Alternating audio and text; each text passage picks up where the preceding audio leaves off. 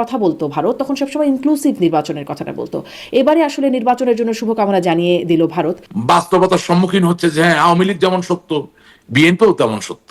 তারা কি ধরেই আমি নিয়েছে এটাকে খুব পরবর্তী সভ্যভাবে বলতে প্রধানমন্ত্রী চাই, তারেক রহমান?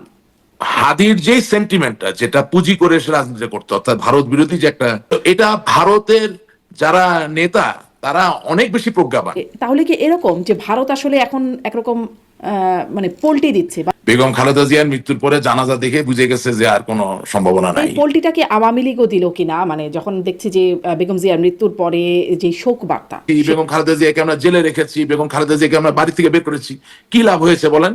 একরকম তাচ্ছিল্যই করা হতো যে মরি মরি করে, বয়স তো 80 হয়েছে, এখন তার জন্য এত কান্নাকাটি করে কি লাভ?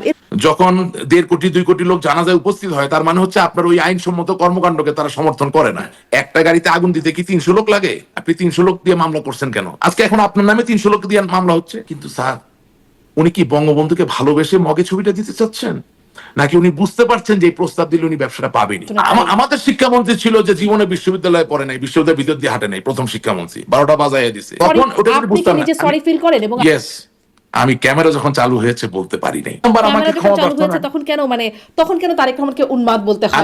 আমি তারেক রহমানকে কোনোদিনও উন্মাদ বলেছেন, আমি অন রেকর্ড আপনাকে দেখাতে পারবো। আপনি সজীব অজের জয়, তিনি ড্রাঙ্ক অবস্থায় গাড়ি চালিয়ে ফুটপাতে গাড়ি উঠিয়ে দিয়েছিলেন, একজন মানুষও মারা গিয়েছিলেন, পুলিশ তাকে নাকি ধরে নিয়ে গিয়েছিল। মির্জা আব্বাস সাহেবের যে এলাকা, সেখানে ভোটের হিসাবে হাদি কোনো ম্যাচ ছিল না। মির্জা ডাকাইতে এলাকায় ডাকাতকেই, মানে ওরকম, উনি ডাকাত না, ওরকম শক্ত সমর্থ সাহসী লোককে হওয়া লাগে। আঙ্গুল উঠেছে কিন্তু আওয়ামী লীগের প্রতি। জাহাঙ্গীর কবির নানকের পিএস তার কথা না শুনে লিখে দিবে, এই রাশেক রহমান তুই হইলি আওয়ামী লীগের গাদ্দার, তোকে দেখে নিব, তোরে